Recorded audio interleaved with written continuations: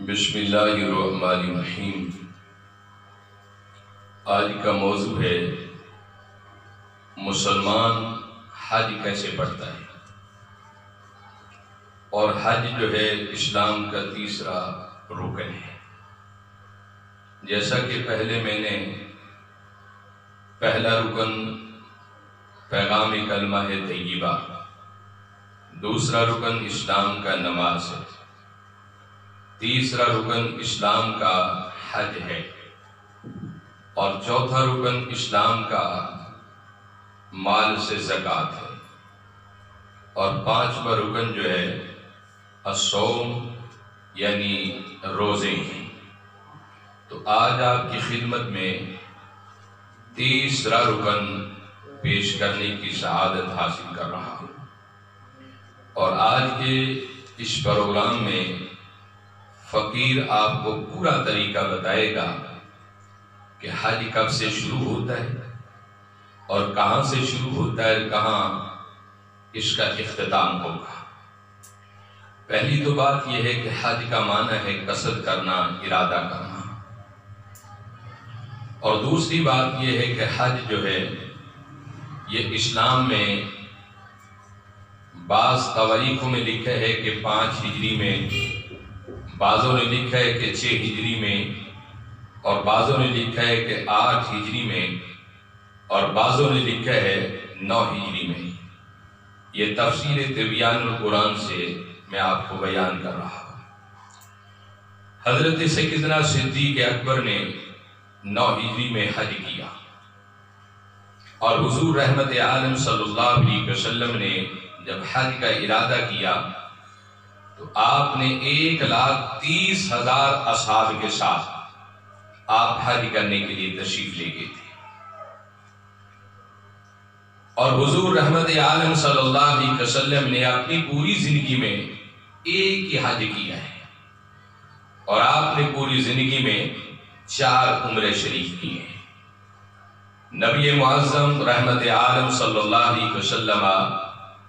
آپ 4 ذوالحج شریف کی تاریخ میں آپ کی آمد ہوئی مکہ المعظمہ میں، اور آپ نے پھر عمرہ شریف کیا۔ القصہ کے حج جو ہے ذوالحج شریف کی 8 تاریخ سے شروع ہوتا ہے کہ آپ صبح سویرے اٹھیں اور احرام باندھیں اور نیت کریں، نیت کے 2 رکعت نفل ادا کریں کہ یا اللہ میں حج کی نیت سے تیرے دربار میں حاضر ہو رہا ہوں۔ اور اس کے بعد پھر آپ اپنے قافلے کی صورت میں یا انفرادی صورت میں یا اجتماعی صورت میں آپ منی کے اندر تشریف لے جاتے ہیں۔ وہاں آپ نے ظہر کی نماز، عصر کی نماز، مغرب اور عشاء اور صبح فجر، یعنی آپ نے منی کے اندر جہاں ہمارے حجاج کے خیمے لگے ہوتے ہیں وہاں آپ نے 5 نمازیں ادا کر لی، اور 5 نمازوں کے ساتھ ساتھ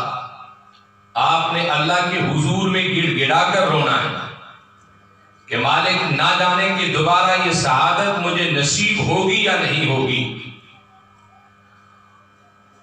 آپ نے 5 نمازیں منی کے اندر پڑھنی ہیں، اور صبح نماز فجر 9 ذوالحج شریف کو آپ نے میدان عرفات کی طرف چلے جانا ہے، اور میدان عرفات وہ جگہ ہے کہ جہاں پیارے پیغمبر حضرت آدم علیہ السلام اور مائی حوا کی ملاقات ہوئی تھی، ایک دوسرے کو انہوں نے پہچانا تھا اور ان کی دعائیں قبول ہوئی تھی۔ اللہ رب العزت نے حکم دے دیا کہ اس جگہ پر حج پڑھا جائے کہ یہ مقبول جگہ ہے، اور آج بھی وہاں جامع مسجد نمرہ ہے کہ جو کہ سال بعد صرف حج کے لیے کھلتی ہے،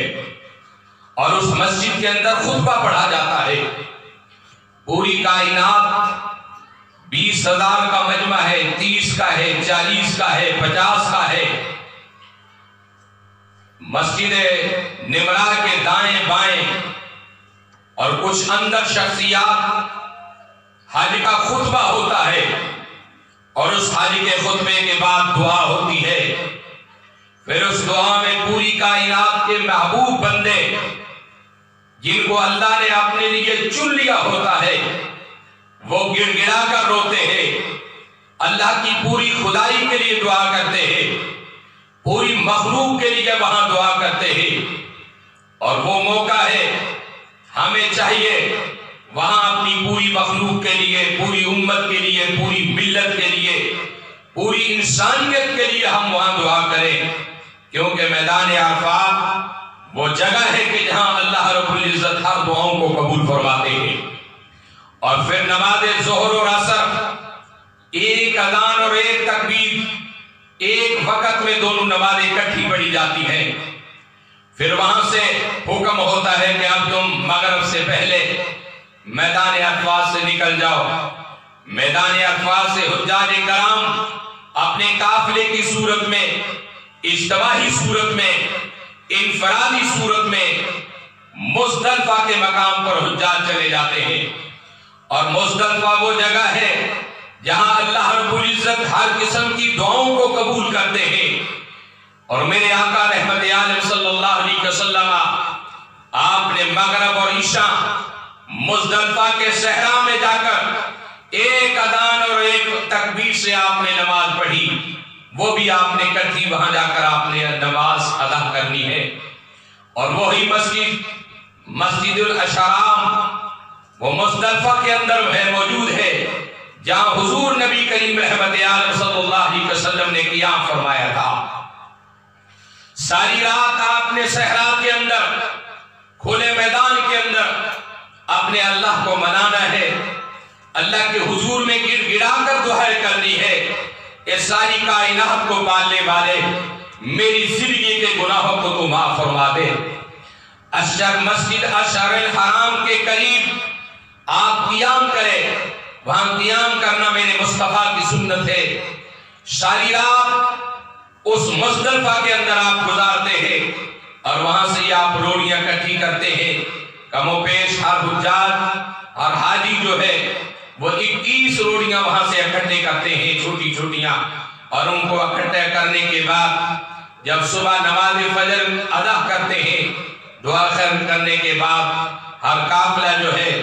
پھر دوبارہ جو ہے مینا کی طرف روانہ ہو جاتا ہے. اور مینا وہ ہے جگہ ہے جہاں پیارے پیغمبر ابراہیم علیہ السلام اپنے شہزادے اسماعیل پیغمبر کی قربانی دی تھی. اور رب ذوالجلال نے قربانی دینے والا بھی پیغمبر تھا، قربان ہونے والا بھی پیغمبر تھا، قربانی دینے والا بھی نبی تھا، قربانی لینے والا بھی نبی تھا. اور ساری کائنات کے رب کی اس میں رضا تھی. مینا کے میدان میں وہ آج بھی جگہ موجود ہے جہاں اسماعیل پیغمبر کی قربانی کی گئی تھی. دوبارہ حجاج اس جگہ پر چلے جاتے ہیں اور جانے کے بعد اپنا سامان رکھتے ہیں، پھر جمرات کی طرف روانہ ہو جاتے ہیں جہاں شیطانوں کو روڑے مارے کرتے ہیں. وہ جگہ ہے جب ابراہیم پیغمبر اپنے شہزادے اسماعیل نبی کو لے کر آ رہے تھے قربانی کے لیے، تو شیطان نے آ کر روکا تھا کہ آپ کہاں جا رہے ہیں، خواب جھوٹے بھی ہو سکتے ہیں. تو پیارے پیغمبر ابراہیم علیہ السلام نے روڑیاں ماری اور فرمایا کہ نہیں، تو چلا جا، وہ تو ایک اسماعیل ہے، اگر مولا مجھے 1000 بیٹے عطا کر دے میں اس کی رضا کے لیے وہ بھی اس کے راستے میں قربان کرنے کو تیار ہوں. تو میرے بھائیوں، پھر وہاں حجاج کرام جمرات جاتے ہیں. پہلے شیطان کو 7 روڑیاں مارتے ہیں، آنے کے بعد پھر قربانی کرتے ہیں. قربانی کرنے کے بعد پھر اپنے سر کے بال جو ہے ان کو صاف کرتے ہیں اور اس کے بعد پھر غسل کرتے ہیں. غسل کرنے کے بعد پھر کپڑوں کو تبدیل کیا جاتا ہے. اس کے بعد پھر طواف زارہ ہے. حضور اکرم صلی اللہ علیہ وسلم نے فرمایا کہ شکرانے کے طور پر اللہ کے گھر میں جایا کرو. طواف زارہ جو ہے وہ آپ نے 10 ذوالحج شریف سے لے کے 12 ذوالحج شریف کی عصر کی نماز تک، یعنی 2 دن کے اندر آپ نے اس طواف زارہ کو کرنا ہے. اور طواف زیارہ کیا ہے، چاہے آپ احرام باندھ کر کر لیں یا عام لباس پہن کر کر لیں، اور طواف زیارہ یہ ہے کہ وہاں جا کر آپ اللہ کے گھر کا طواف کریں اور پھر شکرانے کے نوافل ادا کریں کہ اللہ تیرا شکر ہے کہ تو نے مجھے قبول کیا، اور آپ شکر ہے کہ تو نے میرا حج قبول کیا۔ بس یہی ایک حج ہے کہ جو کہ 8 تاریخ سے لے کے 12 تاریخ تک جو حج پڑھا جاتا ہے، اسی کا نام حج ہے۔ پھر ایک حج کرنے کے بعد اب دوسرا جو سفر ہے، آپ نے 12 تاریخ تک مکہ شریف کے اندر ٹھہرنا لازمی ہے۔ جب تک آپ طواف زیارہ نہیں کریں گے آپ کا حج مکمل نہیں ہوگا۔ اور حج کے 3 ہی فرائض ہیں۔ پہلا حج کا فرض یہ ہے کہ احرام باندھنا لازمی ہے، اور دوسرا حج کا فرض یہ ہے میدان عرفات کے اندر قیام کرنا، وہ بھی لازمی ہے، اور تیسرا حج کا فرض جو ہے طواف زیارہ جو ہے یہ بھی کرنا لازمی ہے۔ حج کے یہ 3 ہی فرائض ہیں، اگر ان میں سے ایک بھی رہ گیا تو آپ کا حج مکمل نہیں ہوگا۔ اس کے بعد جیسا کہ سعودیہ حکومت کے اپنے ایک انتظامات ہوتے ہیں، اور انتظامات کے ساتھ ساتھ ہی حج مکمل ہوتا ہے۔ بعض لوگ تو وہ ہیں کہ 13 یا 14 تاریخ کو ذوالحج شریف کی 13 یا 14 کو ان کو دیار رسول بھیج دیا جاتا ہے، اور دیار رسول میں پہنچ کر جب اللہ کے محبوب صلی اللہ علیہ وسلم کی بارگاہ کے لیے حاضر ہوتے ہیں تو ہمیں چاہیے کہ سب سے پہلے، کیونکہ میرے حضور نے فرمایا کہ میرے شہر کے اندر طاعون اور دجال نہیں داخل ہو سکتا، کیونکہ مدینہ تو رسول کے ہر راستے پر میرے شہر کی حفاظت کے لیے نوری فرشتے ڈیوٹیاں دے رہے ہیں۔ حضور اکرم صلی اللہ علیہ وسلم فرماتے ہیں کہ جب تم میرے شہر میں آؤ، اور ایک موقع پر میرے حضور نے فرمایا کہ میرے وصال کے بعد تم حج کرنے آؤ اور میرے دربار میں نہ آؤ، میری بارگاہ میں حاضری نہ دو، یہ سب سے بڑا میرے ساتھ ظلم ہوگا۔ اور ایک موقع پر حضور فرماتے ہیں کہ جو میرے دربار میں آئے گا قیامت والے دن مجھ پر لازم ہو گیا، میں اس کی شفاعت کروں گا۔ حضور اکرم صلی اللہ علیہ وسلم کی بارگاہ میں پہنچنے والے شخصیات کتنے خوش نصیب ہیں کہ وہ دربار جہاں 70,000 فرشتہ صبح کھڑے ہو کر مصطفیٰ کی عدالت میں درود و سلام پڑھتے ہیں، اور 70,000 فرشتے شام کو کھڑے ہو کر مصطفیٰ کی بارگاہ میں درود و سلام پڑھتے ہیں، اور جو فرشتہ ایک مرتبہ درود و سلام پڑھ گیا قیامت تک دوبارہ اس فرشتے کی باری نہیں آئے گی۔ لیکن ہم کتنے خوش بخت ہیں کہ حضور ہمیں بار بار بلاتے ہیں، حضور ہم پر بار بار کرم کرتے ہیں، حضور ہم پر بار بار مہربانیاں کرتے ہیں۔ وہاں پہنچنے کے بعد آپ اپنے ہوٹل کے اندر اپنا سامان رکھیں، سامان رکھنے کے بعد تھکاوٹ کو دور کریں، اور اس کے بعد پھر سب سے پہلے اٹھیں، آپ غسل کریں، کپڑے پہنیں، خوشبو لگائیں، اپنے آپ کو تیار کریں، کیونکہ کائنات کے محبوب کی بارگاہ میں پیش ہونا ہے، اور وہ عظیم پیغمبر وہاں پیش ہونے والا کتنا خوش بخت ہے، کتنے مقدروں والا ہے، کتنے نصیبوں والا ہے جو آج رحمت للعالمین کی بارگاہ میں پیش ہو رہا ہے۔ تو اس ارادے سے بہت سارے ہستیاں ہم نے ایسی بھی دیکھی، حضرت امام مالک جیسی ہستی کہ ساری زندگی آپ نے جوتا نہیں پہنا۔ کسی نے پوچھا کہ امام مالک آپ مدینہ الرسول کی سرزمین پر جوتا کیوں نہیں پہنتے؟ فرمانے لگے کہ ایسا نہ ہو کہ میرے محبوب کا کہیں قدم لگا ہو اور میرا قدم اس قدم پر آ جائے تو میری زندگی کی ساری عبادت ضائع ہو جائے گی۔ وہ شہر رسول ادب کی جگہ ہے، احترام کی جگہ ہے، عزت اور توقیر کی جگہ ہے۔ رسول کریم صلی اللہ علیہ وسلم کی بارگاہ کا آپ ارادہ کریں، اور ارادہ کرنے کے بعد پھر حضور کے دربار میں آپ داخل ہوں، آپ باب السلام سے داخل ہوں۔ آپ حضور نبی کریم رحمت عالم صلی اللہ علیہ وسلم کی بارگاہ میں حاضری کے لیے باب السلام وہ دروازہ ہے جہاں سے آپ نے داخل ہونا ہے۔ اور جب حضور کی بارگاہ میں جائیں تو بہت ساری شخصیات ایسی میں نے دیکھی کہ جن کے ہاتھوں میں جوتے ہوتے ہیں، مصطفیٰ کی عدالت میں پیش ہو رہے ہیں، آپ جوتوں کو باہر رکھیں، ان جوتوں کی کیا اہمیت اور کیا قیمت، عدالت مصطفیٰ میں جا رہے ہو، اور جب حضور کی بارگاہ میں آپ پہنچیں تو آپ کے لبوں پر، آپ کی زبان پر یہ جملے ہو، الصلاۃ والسلام علیک یا رسول اللہ، السلام علیک ایھا النبی ورحمۃ اللہ وبرکاتہ، الصلاۃ والسلام علیک یا سیدی یا شفیع المذنبین، الصلاۃ والسلام علیک یا سیدی یا حبیب اللہ۔ حضور اکرم کی بارگاہ میں جب آپ سلام کے لیے حاضر ہوں، آپ کی آنکھیں نیچی ہوں، آپ کا سر جھکا ہو کہ اتنی بڑی عدالت کی آج حاضری نصیب ہو رہی ہے، اتنے بڑے شہنشاہ کی بارگاہ میں آج حاضری کا موقع آپ کو مل رہا ہے، آپ اس ادب سے جائیں کہ آپ کی گردن بھی نہ اٹھی ہو، آپ کی آنکھیں بھی نہ اٹھی ہوں، آپ کا دل بھی جھکا ہو، آپ کا دماغ بھی جھکا ہو، آپ کی گردن بھی جھکی ہو، آپ کی زبان پر حضور پر درود و سلام کا ترانہ ہو۔ اور جب آپ بارگاہ مصطفیٰ میں پہنچتے ہیں، آپ نے دیکھا ہوگا وہاں 3 سوراخ ہیں، ایک وہ سوراخ ہے جو حضور نبی کریم رحمت عالم کے چہرہ مبارک کے سامنے ہے، اور ایک وہ سوراخ ہے جہاں سیدنا صدیق اکبر کا چہرہ مبارک سامنے ہے، اور ایک وہ سوراخ ہے جہاں سیدنا فاروق اعظم رضی اللہ تعالی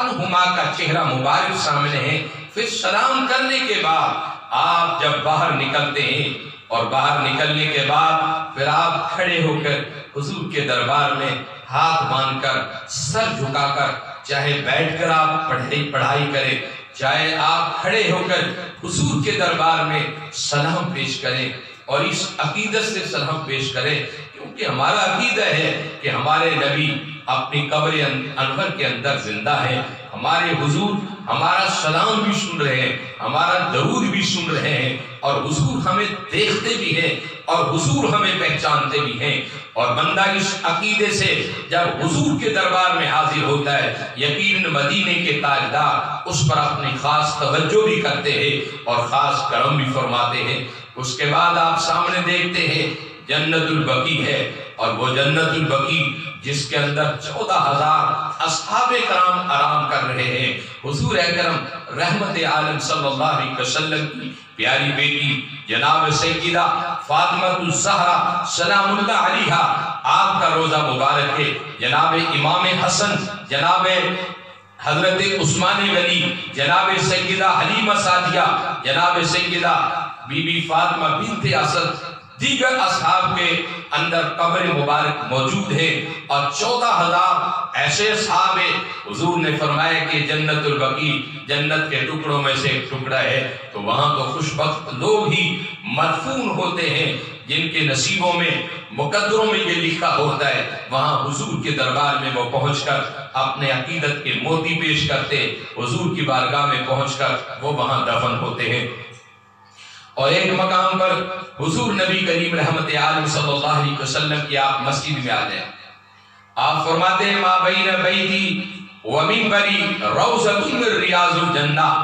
مسجد نبوی شریف کے اندر ایک چبوترا ہے جو کہ اصحاب صفہ کا چبوترا ہے، اس پہ بیٹھ کر آپ عبادت و ریاضت کرتے ہیں۔ پھر ریاض الجنہ، حضور نبی کریم رحمت عالم نے فرمایا کہ لوگوں، ریاض الجنہ وہ جگہ ہے ما بین بیتی و منبری روضۃ من ریاض الجنہ، فرمایا کہ میرے حجرے اور میرے منبر کے درمیان جو جگہ ہے وہ مسجد کا ٹکڑا جو ہے وہ جنت کے باغوں میں سے ایک باغ ہے، یعنی ریاض الجنہ جو ہے وہ جنت کا ٹکڑا ہے۔ اب بہت سارے عاشقوں نے اس کی تحقیق کی، اس کے اوپر کوشش کی کہ یہ جنت کا ٹکڑا کیوں بنا، تو علماء اور عاشقین نے لکھا ہے کہ جنت کا یہ ٹکڑا اس لیے بنا کہ جب حضور اپنے حجرے سے نکلتے تھے تو حضور اس ٹکڑے سے گزر کر جاتے تھے، اور جب منبر پر آپ بیٹھتے تھے اور منبر سے فارغ ہوتے اور اپنا حجرہ رسول میں تشریف لاتے تو آپ اسی جگہ سے گزرتے تھے تو گویا کہ ثابت یہ ہوا کہ جہاں حضور کے قدم لگے ہیں، جہاں مصطفیٰ کے قدم لگے ہیں، جہاں نبوت کے قدم لگے ہیں، وہ اللہ نے اس جگہ کو جنت کا ٹکڑا اور جنت کا حصہ قرار دے دیا ہے۔ اس کے بعد آپ کی حاضری مکمل ہوئی، پھر آپ حضرت سیدنا امیر حمزہ کی مزار، آپ شہدائے احد کے قبرستانوں میں جائیں اور وہاں جا کر حضور کے چاچا جان حضرت سیدنا امیر حمزہ کو سلام پیش کریں، ان کو عقیدت کے موتی پیش کریں، کیونکہ حضور نبی کریم رحمت عالم سب سے بڑھ کر جو پیار کیا تھا حضور نے وہ حضرت امیر حمزہ سے کیا تھا۔ تو میرے بھائیوں، یہ وہ جگہ ہے۔ اور پھر آقا کی آخری حدیث بھی میں آپ کو سنانا چاہتا ہوں۔ حضور نبی کریم رحمت عالم نے فرمایا کہ جو شخص میرے دربار میں آئے اور متواتر 40 نمازیں پڑھے میری مسجد میں اور باجماعت نماز پڑھے میری مسجد میں، حضور نے فرمایا کہ اس کے لیے لکھ دیا جاتا ہے کہ اللہ نے تجھے جہنم سے آزاد کر دیا ہے، جہنم سے تجھے بری کر دیا ہے۔ تو 40 نمازیں ہم اس لیے پڑھتے ہیں کہ حضور کا فرمان ہے کہ میری مسجد میں 40 نمازیں پڑھو، تم جہنم سے بری ہو جاؤ گے، جہنم سے آزاد ہو جاؤ گے۔ اور بھی بہت ساری مدینۃ الرسول کے اندر زیارتیں ہیں جو آپ نے وہ زیارتیں کرنی ہیں۔ مسجد قباء ہے، حضور نے فرمایا کہ جو شخص میری اس مسجد قباء میں آ کر 2 رکعت نفل ادا کرے گا، میں اس سے حج اور عمرے کا ثواب عطا فرماؤں گا۔ اسی طرح مسجد قبلتین ہے، آپ مسجد قبلتین میں بھی جا کر عبادت و ریاضت کرتے ہیں۔ اور مسجد قبلتین وہ جگہ ہے جہاں حضور کی نماز، حضور عصر کی نماز پڑھا رہے تھے تو آپ کے دل میں خیال آیا کہ مولا سب کچھ تو نے مجھے اپنا ہی دیا ہے، لیکن قبلہ وہی ہے کہ جو 1,24,000 پیغمبر کا قبلہ تھا۔ تو رب ذوالجلال سمجھ گئے تھے کہ میرے محبوب کا ارادہ کیا ہے، قد نرا تقلب وجہک فی السماء۔ رب ذوالجلال نے فرمایا کہ محبوب آپ کا تکنا میری طرف بار بار مجھے بڑا ہی پسند ہے۔ حضور عصر کی جماعت کرا رہے تھے، اللہ نے نماز کی حالت میں ہی آپ کا رخ جو ہے بیت المقدس سے تبدیل کر کے بیت اللہ شریف کی طرف کر دیا تھا، تو اس کا نام ہے مسجد قبلتین۔ تو اور بھی بہت ساری عبادتیں اور بہت سارے ایسے مقامات ہیں جو مدینۃ الرسول کے اندر ہیں۔ اللہ رب العزت کے حضور میں دعا ہے کہ مولا ہمارا یہ حج بھی اور دیار رسول کی حاضری بھی مولا کائنات اپنے دربار میں قبول فرمائے۔ اور اگر کسی کو یہ سمجھ نہ لگے تو آپ ہماری اس ویڈیو کے اوپر میرا ٹیلی فون نمبر چل رہا ہے، آپ مجھ سے رابطہ کر حج کے بارے میں معلومات لے سکتے ہیں۔ مولا ہماری سب کی حاضری اپنی بارگاہ میں قبول فرمائے اور رب ذوالجلال اپنی بھی گھر کی حفاظت کرے اور دیار رسول کی بھی حفاظت کرے اور پوری امت کی، بلکہ پوری ملت کی، بلکہ پوری انسانیت کی اللہ رب العزت حفاظت فرمائے اور ہمارا یہ حج اور دیار رسول کی حاضری قبول فرمائے۔ وآخر دعوانا الحمدللہ رب العالمین۔